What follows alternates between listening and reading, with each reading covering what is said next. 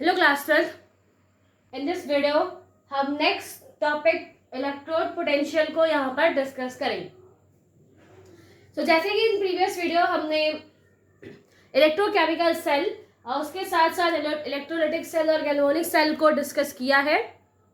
वहाँ पे हमने देखा कि किस तरीके से जो रिएक्शन हो रही है ZnSO4 और CuSO4 के बीच में, जिसमें हमें क्या होता है, हमें क्या देखने को मिला कि जो Zn है वहां पर ऑक्सीडेशन होता है और जो कॉपर है, कॉपर की रॉड है, वहां पर रिडक्शन हो रहा है। ये सारी चीजें हमने वहां पर पता की।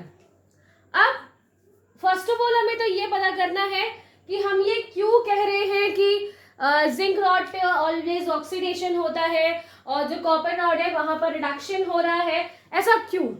फर्स्ट तो पहले ये क्वेश्चन हम यहाँ पे निकालेंगे और ये मैं आपको बताऊंगी अभी कि कैसे ये पता लगाया गया कि वहां पर रिडक्शन है, वहां पर ऑक्सीडेशन है। नेक्स्ट, जो सेल का पोटेंशियल वहां पर हमने देखा ना, जैसे कि ना फर्स्ट वीडियो मैंने आपको बताया था कि जो पोटेंशियल है एक ओवरऑल सेल का वो कितना आता है 1.1 वोल्ट। ठीक है, इतना पोटेंशियल हमें वहां पर देखने को मिलेगा। इन फर्स्ट वीडियो मैंने इसके बारे में आपको बताया था कि ये पोटेंशियल आपको जब सेल प्रॉपर वर्क करना स्टार्ट करेगी तो उस कंप्लीट सेल से 1.10 वोल्ट पोटेंशियल हमें वहां पर मिलता है। अब ये पता करना है कि जो प्रोसेस हो रही है जिंक रॉड पे जो प्रोसेस है या कॉपर की रॉड पे जो प्रोसेस है, एक्चुअली में ये जो 1.10 वोल्ट है वैल्यू पोटेंशियल की, वो आई कहां से और कैसे, और जो ये 1 नंबर यहाँ पर है उसमें Zn रॉड पे कितना ज्यादा आपको पोटेंशियल मिल रहा है या कॉपर रॉड पे कितना पोटेंशियल मिलता है, क्या वो पोटेंशियल आपको हाफ हाफ मिल रहा है या हाफ हाफ नहीं है, थोड़ा ज्यादा थोड़ा कम मिल रहा है। तो ये जो सारी चीजें हैं वो हमें इलेक्ट्रोड पोटेंशियल से पता लगेंगी। ठीक है, चलो इलेक्ट्रोड पोटेंशियल से पता लग जाएगा। लेकिन जब आपने प्रीवियस वीडियोस में अगर देखा होगा कि जो ये शेल है, जो हमारे पास कोई भी शेल है उसमें हमने सॉल्ट, अच्छा हाँ बेटा मैंने आपको सॉल्ट ब्रिज के बारे में बताना उसमें रह गया था। एक्चुअली जो सॉल्ट ब्रिज यहाँ पर होता है वो जो ये प्रोसेस है, यानी कि जैसे यहाँ पर जिंक रॉड है, यहाँ पर कॉपर रॉड है, दोनों आपस में कनेक्टेड है। तो ये जो प्रोसेस है कि जिंक कन्वर्ट होने लगे, क्या करने लगे, वो इलेक्ट्रॉन डोनेट करने लगे और उससे इलेक्ट्रॉन रिलीज हो सके उससे और वो कॉपर की तरफ मूव करे। तो ये जो प्रोसेस है, इस प्रोसेस को इनिशिएट करने का काम, स्टार्ट करने का काम ये सॉल्ट ब्रिज करता है। अगर ये सॉल्ट ब्रिज नहीं होगा सो कोई प्रोसेस नहीं आपको वहां पर देखने को मिलेगी। ऑफ कोर्स यहाँ पर इलेक्ट्रॉन्स रिलीज कर देगा, वो Zn इलेक्ट्रॉन रिलीज कर देगा, इलेक्ट्रॉन्स यहाँ पे आके एक्यूमुलेट हो जाएंगे और यहाँ पर कॉपर भी आके एक्यूमुलेट होता रहेगा। आप स्विच ऑन करो ऑफ करो, मतलब कुछ भी करके देखो, लेकिन अगर आप सॉल्ट ब्रिज नहीं रखोगे तो वो प्रोसेस इनिशिएट नहीं होती। इनिशिएशन हो जाए, प्रोसेस एक बार स्टार्ट हो जाए, आफ्टर दैट तो वो खुद से हो ही रही है। तो वो स्टार्ट करने के लिए, इनिशिएशन करने के लिए हम यहाँ पे सॉल्ट ब्रिज लगाते हैं। एक्चुअली जो ये सॉल्ट ब्रिज है यहाँ पर पोटेशियम होता है, KCl हो सकता है या K2SO4 हो सकता है। पोटेशियम इसलिए हम यूज कर रहे हैं क्योंकि पोटेशियम हाईली मोस्ट रिएक्टिव है और वो रिएक्टिविटी और सीरीज सबसे ऊपर है।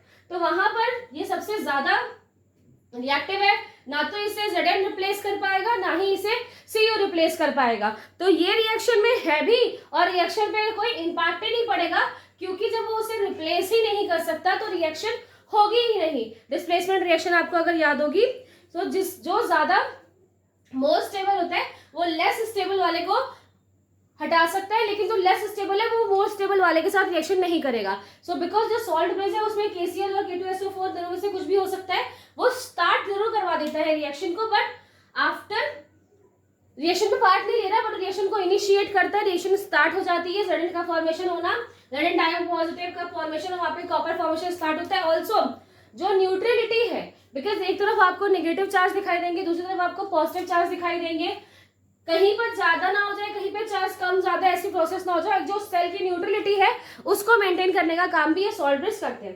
तो ये चीज रह गई थी तो इसलिए मैंने अभी आपको यहाँ बता दिया। ओके, तो हम यहाँ पे डिस्कस कर रहे थे कि जो सेल है, इसके प्रीवियस हमने देखा था कि पोटेंशियल, इस सेल का ओवरऑल पोटेंशियल जो हमें देखने को मिला है वो कितना है, 1.10 वोल्ट का हमें पोटेंशियल मिल रहा है। बट एक्चुअली में जो ये पोटेंशियल है ये तो एक कंप्लीट सेल का है। जब ये सेल प्रॉपर तरीके से वर्क कर रही थी तब हमें उतना पोटेंशियल मिला, लेकिन एक्चुअली हम सिर्फ और सिर्फ हाफ सेल का पोटेंशियल निकालना चाहें, यानी कि जो ऑक्सीडेशन हो रहा है या यहाँ पर जो रिडक्शन है या फिर ये एनोड जो है और ये कैथोड है या फिर ये इलेक्ट्रोड है, इलेक्ट्रोलाइट्स है ये, तो एक इलेक्ट्रोड का उसके इलेक्ट्रोलाइट के रिगार्डिंग जो पोटेंशियल है सिर्फ हमें वो पता करना है, या फिर कैथोड का हमें सिर्फ और सिर्फ पोटेंशियल पता करना है। वहीं पे यहाँ पर जो इलेक्ट्रोलाइट और इलेक्ट्रोड है उसका पोटेंशियल पता करें, या तो सिर्फ और सिर्फ आप एनोड का पोटेंशियल पता करो। अकेले अकेले हाफ पोटेंशियल हम कैसे पता करेंगे? तो वहां पर एक्चुअली ये हम पता कर सकते हैं। इसका जो यहाँ पर एक मेथड है वही मेथड हम यहाँ पढ़ने वाले हैं, और ये हम पता करेंगे by the standard hydrogen electrode के थ्रू। अब ये स्टैंडर्ड हाइड्रोजन इलेक्ट्रोड क्या होता है? सो स्टैंडर्ड हाइड्रोजन इलेक्ट्रोड जिसके थ्रू हम अलग अलग प्रोसेस करेंगे और अब अलग अलग हाफ सेल की हम वैल्यू निकालेंगे, पोटेंशियल निकालेंगे। इसको इन शॉर्ट में आप SHE भी बोलते हैं, standard hydrogen electrode, she. Okay, ये एक्चुअली है क्या? यहां पर हम एक बीकर लेंगे, बीकर के अंदर एक फनल लगा हुआ है, ठीक है, एक इस तरीके से यहां पर फनल लगा हुआ है,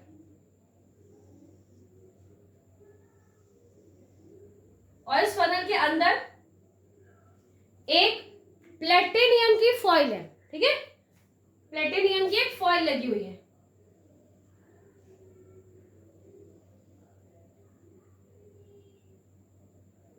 कुछ इस तरीके से आपको यहाँ पर प्लेटिनियम की फॉइल दिखाई दे रही है, और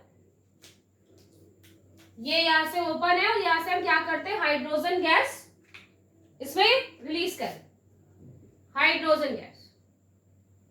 ये क्या है? प्लेटिनियम फॉइल लगा हुआ है यहाँ पर, और ये जो सोल्यूशन, जिस सोल्यूशन में इसे रखा गया है ये एक एसिडिक सोल्यूशन है, ठीक है, ये एसिडिक सोल्यूशन जिसमें यहाँ पर लिख रही हूँ, कुछ भी हो सकता है आपका HCl या H2SO4, कुछ भी, हमें बेसिकली सिर्फ H+ से काम है तो हमें एसिडिक सोल्यूशन ले रहे हैं। तो ये जो डायग्राम आपके आगे बना है यही हमारा स्टैंडर्ड हाइड्रोजन इलेक्ट्रोड है, और इस स्टैंडर्ड हाइड्रोजन इलेक्ट्रोड का यूज करके हम वैल्यू निकाल सकते हैं हाफ सेल की। हाफ सेल जहां पर ऑक्सीडेशन हो रहा है और नेक्स्ट जो हाफ सेल है जहां पर रिडक्शन हो रहा था, तो उन हाफ सेल की हम वैल्यू निकालेंगे। हम वैल्यू कैसे निकालेंगे? क्योंकि अगर हम इसको भी यूज करेंगे तो इसका भी तो कुछ पोटेंशियल होगा। दैट्स द पॉइंट कि ये जो हमने यहाँ पर स्टैंडर्ड हाइड्रोजन इलेक्ट्रोड बनाया है इसका जो पोटेंशियल है, जो स्टैंडर्ड, अच्छा जब भी आप स्टैंडर्ड पोटेंशियल की बात करेंगे, हम सेल पोटेंशियल की बात करते तो वहां पे हमने ई सेल लिखा हुआ था इस तरीके से, जब हम शेल की पोटेंशियल की बात कर रहे थे। बट जब हम स्टैंडर्ड पोटेंशियल की बात करेंगे तो उसे कुछ इस तरीके से लिखेंगे, ठीक है। एक स्टैंडर्ड पोटेंशियल के लिए हम ई नॉट का यूज करते हैं। इसका जो स्टैंडर्ड पोटेंशियल है, ये जो हमने आपको स्टैंडर्ड हाइड्रोजन इलेक्ट्रोड बना के लिखा है, वो एक्चुअली 0 होता है। वो क्या है? 0, ठीक है। बात आपको समझ में आई कि इसका जो पोटेंशियल है वो कितना है? 0। अब आप इसको जिसके भी साथ यूज करो, अगर आप इसे कॉपर के साथ यूज कर रहे हो या आप इसे जिंक के साथ यूज करो या किसी भी अदर एलिमेंट्स के साथ, मेटल के साथ आप यूज करो, वहां जो पोटेंशियल की वैल्यू आएगी, एक्चुअली जो वैल्यू है वो उसके साथ यूज होने वाले दूसरे एलिमेंट की या दूसरे इलेक्ट्रोड की वैल्यू है। क्योंकि इसके द्वारा ये जो आपको स्ट्रक्चर दिखाई दे रहा है, इस स्ट्रक्चर द्वारा स्टैंडर्ड हाइड्रोजन इलेक्ट्रोड द्वारा जो पोटेंशियल है वो कितना है? 0। तो दैट मीन्स यहाँ से कोई भी आपको पोटेंशियल अप्लाई होते हुए नहीं मिलेगा, क्योंकि उसकी वैल्यू आपको ऑलवेज 0 मिलेगी। तो इसके साथ हम जो भी नेक्स्ट इलेक्ट्रोड यूज करेंगे और हमें जो ओवरऑल वैल्यू मिलेगी वो वैल्यू किसकी होगी, जो हमने उसके साथ ऑब्जेक्ट यूज किया है। ठीक है। ऑल्सो वन मोर थिंग, जो ये स्टैंडर्ड इलेक्ट्रोड पोटेंशियल है ये बहुत ही ज्यादा यूनिक है, क्योंकि ये रिड्यूस भी हो सकता है और ऑक्सीडाइज भी होगा। यहाँ पर क्या हो सकता है, रिड्यूस भी हो जाएगा, ये रिडक्शन की प्रोसेस भी आपको यहाँ पर देखने को मिलेगी, और साथ ही साथ जो ऑक्सीडेशन की प्रोसेस है, ठीक है, ऑक्सीडेशन भी यहाँ पर हो सकता है। ये cell according to the phenomenon काम करेगी, रिडक्शन भी हो सकता है इस सेल का और ऑक्सीडेशन भी यहाँ पर हो सकता है। ठीक है, दोनों प्रोसेस यहाँ पे हो सकती है। तो अब इस सेल को हम यूज करेंगे विथ हमारे इलेक्ट्रोड के साथ और देखेंगे कितनी वैल्यू हमें मिलती है। और इस सेल को यूज करके हम यहाँ पर क्या निकालने वाले हैं, हम निकालने वाले हैं standard potential, standard electrode potential. हर एक जो इलेक्ट्रोड वहां पर लगा है उसका कितना पोटेंशियल है, और ये हम कैसे निकालेंगे, ये हम निकालते हैं by standard potential of right side, जो राइट साइड पे जो भी है, या standard potential of left side. ठीक है, जो जिस हिसाब से यहाँ पर हमें स्ट्रक्चर्स दिखाई देंगे, इलेक्ट्रोड्स दिखाई देंगे, उसके अकॉर्डिंग हम उन्हें, या फिर सीधी सी बात मैं कह दूं तो कैथोड और एनोड के बीच में है कि जहां पर आपको कैथोड की वैल्यू दिखाई देगी वो basically mostly time right side में होता है। तो ये कैथोड और ये एनोड के बीच का डिफरेंस जब आप वहां पे निकाल लोगे तो आपको क्या मिल जाएगी, स्टैंडर्ड इलेक्ट्रोड पोटेंशियल की वैल्यू आपको मिल जाएगी, है ना। अब हमें करना क्या है, फर्स्ट हम क्या कर रहे हैं, इस सेल को हम यूज कर रहे हैं विथ कॉपर। ठीक है, एक तो ये है लगाई हुआ है, इसके साथ एक और यहाँ पर शेल लगाई हुई है, यहाँ पे कॉपर है, और उन दोनों को यहाँ पर हमने अटैच करके रखा है। और अब हम देखते हैं कि यहाँ पे क्या प्रोसेस होती है। ठीक है, सो मैं उसे क्या कर रही हूँ, जैसे प्रीवियस हमने उसको रिप्रेजेंट करना सीखा था, सेल के विदाउट भी हम उसे रिप्रेजेंट कर सकते हैं। तो अगर हम उसे रिप्रेजेंटेशन के फॉर्म में लिखें तो वो कैसे लिखेंगे, तो पहले हम यहाँ पे क्या लिखेंगे, जो हमने ये स्टैंडर्ड हाइड्रोजन पोटेंशियल लिखा, पहले हम इसको लिखते हैं। तो इसे हम कैसे लिखेंगे, इसे हम लिखेंगे पीटी यानी प्लेटिनियम सॉलिड के फॉर्म में, और क्या है यहाँ पर, हाइड्रोजन है, राइट, H2 है यहाँ पर, और वो किस फॉर्म में है, H2 यहाँ पर जो मौजूद है वो है गैसेस के फॉर्म में। तो उसके आगे हम H2, और ये कैसा है, गैसेस। ऑल्सो एक एसिडिक मीडियम है, उस एसिडिक मीडियम के लिए हम H+ यूज करेंगे, और वो कहां पर है, एक एक्वस सोल्यूशन में है, एक सोल्यूशन के अंदर आपने एसिडिक मीडियम रखा हुआ है, इसलिए aqueous. After that double line, जो डबल लाइन है ये बेसिकली दिखाती है सॉल्ट ब्रिज को, जो बीच में सॉल्ट ब्रिज लगा हुआ है। और दूसरी तरफ क्या है, दूसरी तरफ कॉपर डाइपॉजिटिव एक एक्वस सॉल्यूशन में, and then copper as a solid form. तो ये एक रिप्रेजेंटेशन करने का तरीका है, किस तरीके से हम इसे रिप्रेजेंट कर सकते हैं सेल में जो प्रोसेस हो रही है उसको। ठीक है, जैसे कि हमने अभी आपको बताया कि ये हमने एक रिप्रेजेंटेशन वाले फॉर्मूले में इसको लिख दिया, और फॉर्मूला क्या है, ये वाला। ओके, तो यहां पर एक्चुअली में जो कैथोड है, ठीक है, जो राइट हैंड साइड में है वो कौन सा है, वो है कॉपर वाला। ठीक है, कॉपर वाला यहाँ पर है, और लेफ्ट हैंड साइड में हमने क्या लगाया हुआ है, लेफ्ट हैंड साइड में यहाँ पे जिंक होता था, बट अपने जिंक की जगह एक ये न्यू जो हाइड्रोजन स्टैंडर्ड हाइड्रोजन इलेक्ट्रोड है उसको लगाया हुआ है। और मैंने पहले ही आपको बताया था कि इसकी वैल्यू क्या है, 0, हमेशा इसकी वैल्यू आपको 0 मिलेगी। तो अब आप इस फॉर्मूले को अप्लाई करो, कर देते हैं अप्लाई। ER जो कैथोड है राइट उस साइड में आपको क्या वहां पर मिल रहा है, कैथोड पे हमें मिल रहा है कॉपर। ठीक है, अब यहाँ पर ER की वैल्यू कुछ भी वैल्यू मिली होगी, ठीक है, अभी वैल्यू नहीं लिख रही हूँ, बट कुछ भी वैल्यू यहाँ पर आई होगी जो इस कैथोड की वैल्यू है। कैथोड पे कॉपर है, वहां पर कैथोड के साथ रिडक्शन की प्रोसेस हो रही है। ठीक है, आपको याद होगा AOCR, कैथोड पे रिडक्शन हो रहा है, और कैथोड पे जब रिडक्शन हो रहा है तो वहां पर कुछ वैल्यू हमें मिलेगी। अभी हम वैल्यू नहीं लिख रहे, वो वैल्यू हमें मिलेगी। नेक्स्ट लेफ्ट साइड पे जो है हमने वहां पर क्या यूज किया, हाइड्रोजन इलेक्ट्रोड, हाइड्रोजन वहां पर इलेक्ट्रोड यूज किया हुआ, उसकी वैल्यू हमें कितनी मिलनी है, ऑलवेज 0, तो वो तो 0 है ही।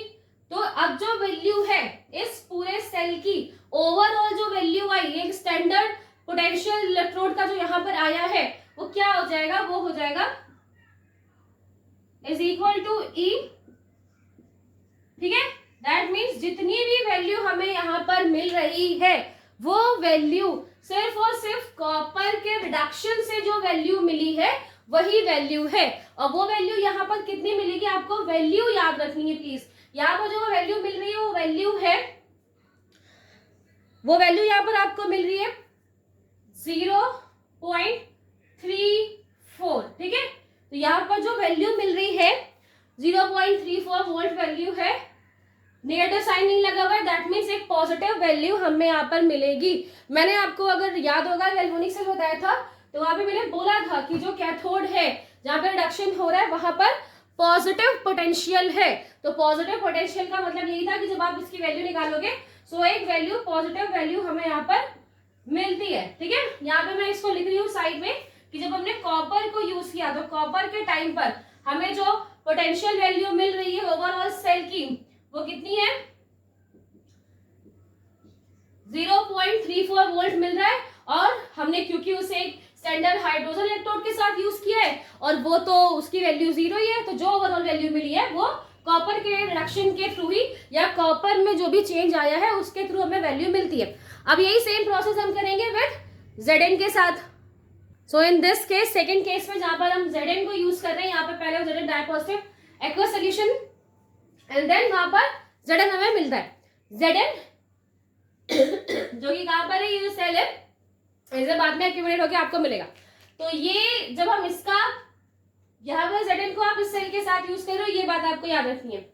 जब हमने इसको यहाँ पर यूज किया तो एक्चुअली में जो वैल्यू मिली वो वैल्यू कितनी है, और मैं पहले ही जैसे कि मैं पहले भी रिपीट कर चुकी हूँ कि जो भी वैल्यू आएगी वो इसके द्वारा अप्लाई होने वाली ही वैल्यू होगी, बिकॉज इसका तो पोटेंशियल जैसे कि मैंने पहले ही बताया कि वो 0 है, तो वो 0 यहाँ पर जो एक्चुअली वैल्यू मिल रही है वो पहले तो हमें मिलेगी एक नेगेटिव वैल्यू, और वो कितनी नेगेटिव है,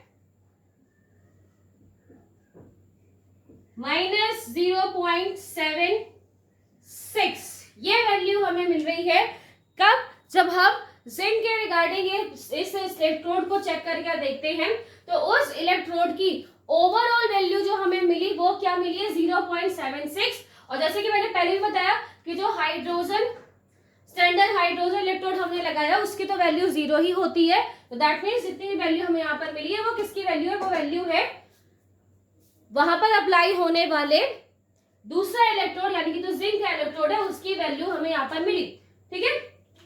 सो जिंक की वैल्यू हमें कितनी मिली है, वो मिली है 0.76 और वो भी माइनस केस में, ठीक है। अब हमने क्या किया, हमने दोनों सेल को क्या कर लिया, वैल्यू निकाल ली। अब जो ये दो वैल्यू आपको मिली है आप इन्हें ध्यान से देखिए। इन केस ऑफ कॉपर हमें पॉजिटिव वैल्यू मिली है, पॉजिटिव पोटेंशियल मिला है, और in case of Zn zinc हमें नेगेटिव पोटेंशियल मिला है।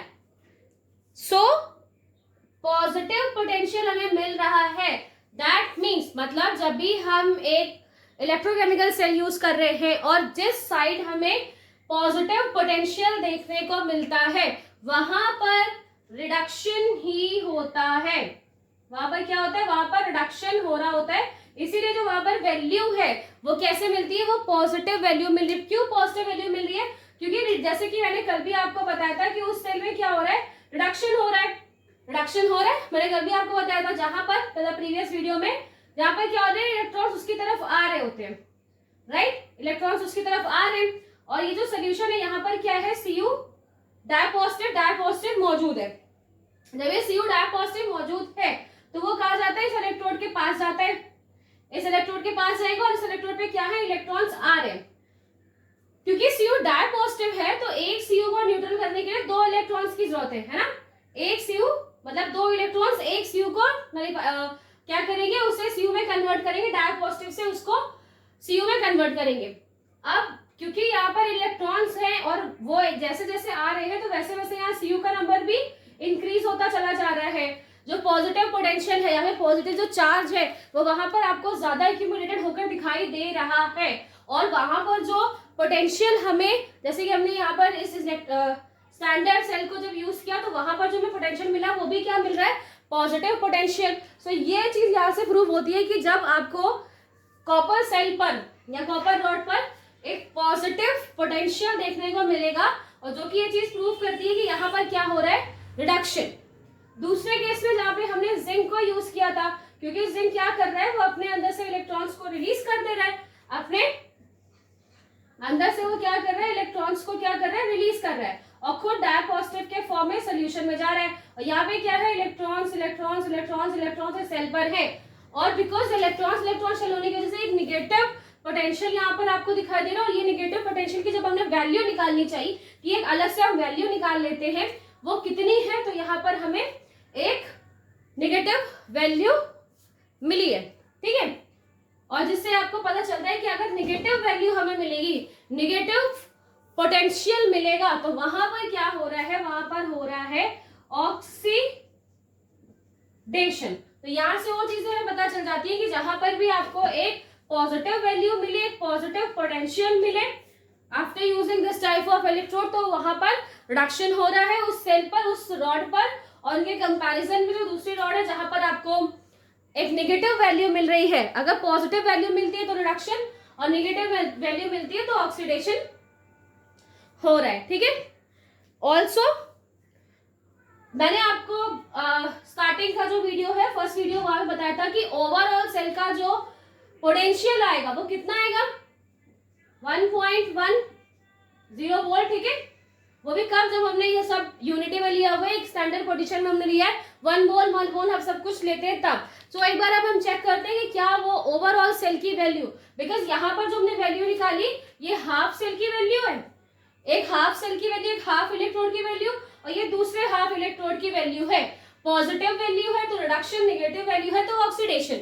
अब हमें देखना है कि क्या इन दोनों को यूज करके हम इसकी ओवरऑल वैल्यू निकाल सकते हैं, जो कि हमें स्टार्टिंग में हम सेल की वैल्यू बता रहे थे। और वो वैल्यू हम निकालेंगे कैसे, ई सेल से, जो आपने पहले भी यूज किया हुआ है, ई सेल का फॉर्मूला यूज किया था, या फिर आप ई सेल का फॉर्मूला सकते हैं, फिर स्टैंडर्ड सेल का फॉर्मूला कुछ भी आप यूज कर सकते हो। तो ई सेल का हम यहाँ पे फॉर्मूला यूज कर रहे हैं, अगर आप उसे स्टैंडर्ड फॉर्म में यूज कर रहे हैं तो आप वहाँ पे नॉट का यूज कर सकते हो, ठीक है। हम निकालेंगे कैसे, जैसे कि कल भी मैंने आपको बताया था, राइट और left potential, electrode potential of right या इलेक्ट्रोड पोटेंशियल ऑफ लेफ्ट, या फिर मैं सीधा यही बोल दूं कि या तो इलेक्ट्रोड पोटेंशियल ऑफ रिडक्शन, आप इसे रिडक्शन भी लिख सकते हो, या कैथोड पे भी जो रिडक्शन, कैथोड पे जो प्रोसेस हो रही है वो यहाँ पर, एनोड पे जो प्रोसेस हो रही है वो, या फिर आप इसे रिडक्शन लिख सकते हो, या फिर इसे ऑक्सीडेशन भी लिख सकते हो, ठीक है। अब कैथोड पे क्योंकि बिकॉज क्या हो रहा था, रिडक्शन हो रहा था। मैं थोड़ा सा इसको साइड में लिख लेती हूँ, आपको यहाँ पे अच्छे तरीके से दिखे।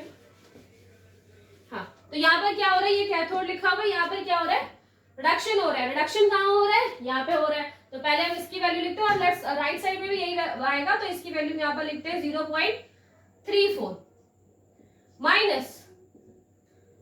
माइनस, क्योंकि ये तो क्वेश्चन में माइनस है, बाकी ये माइनस मैंने इसके लिए लिखा बिकॉज यहाँ पे माइनस है, -0.76, माइनस माइनस प्लस, हमें पता है, आप इसे प्लस करके देखिएगा, 1.10 वोल्ट हमें मिलेगा। और ये किसकी वैल्यू है, ये ओवरऑल जो सेल है, एक जो स्टैंडर्ड सेल पोटेंशियल कह लो, जो अगर हम यूनिटी में आप यानी कि हम 1 मोलर क्वांटिटी में सब कुछ फिक्स क्वांटिटी में आप वहां पे यूज करोगे तो वो स्टैंडर्ड सेल पोटेंशियल हो जाएगा। और अगर आप सिर्फ सेल पोटेंशियल निकाल रहे हो तो वो भी कुछ इस तरीके से यहाँ पर निकलेगा, ठीक है। तो ये जो वैल्यू हमें निकली, जो कि हम स्टार्टिंग से बोलते आ रहे हैं कि अगर आप कोई एक्स्ट्रा पोटेंशियल उन्हें नहीं दे रहे हो तो सिर्फ सेल के द्वारा जो पोटेंशियल निकलता है वो कितना हो रहा है, 1.10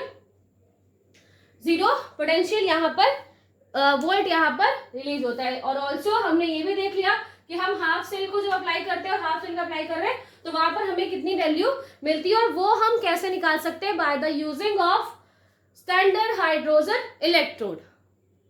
सो by the using of this method, इस मेथड का यूज करके हमने ना सिर्फ कॉपर और जिंक बल्कि और जितने भी मेटल्स है हमारे पास, उन सबका हम एक बार जो वैल्यू है या फिर जो इलेक्ट्रॉन स्टैंडर्ड इलेक्ट्रॉन पोटेंशियल है उसे हम निकाल सकते हैं। और ये निकाला भी जा चुका है। आपकी जो बुक है उसने नेक्स्ट पेज पे आपको एक बहुत बड़ी सी एक टेबल दिखाई देगी। उस टेबल में वो सारे एलिमेंट्स ऐड किए गए और साथ साथ में उनका increasing order decreasing order regarding the oxidation and reduction दिया गया है। तो अकॉर्डिंग टू दैट टेबल कुछ इस तरह की यहाँ पे आपकी बुक में टेबल दी गई है। मैंने पूरी एक कंप्लीट टेबल नहीं बनाई है, सिर्फ स्टार्टिंग का एलिमेंट और लास्ट का एलिमेंट लिखा है, बीच के कुछ एलिमेंट्स मैंने लिख दिए। अभी भी इसके बीच में जो मैंने यहाँ स्पेस छोड़ा है, यहाँ पे बहुत सारे एलिमेंट्स और हैं जो कि आप अपने एनसीईआरटी बुक में देख सकते हैं। सो एक्चुअली जब आप इस टेबल को आप ध्यान से देखें तो यहाँ पर क्या लिखा हुआ है, इंक्रीजिंग ऑक्सीडाइजिंग एजेंट।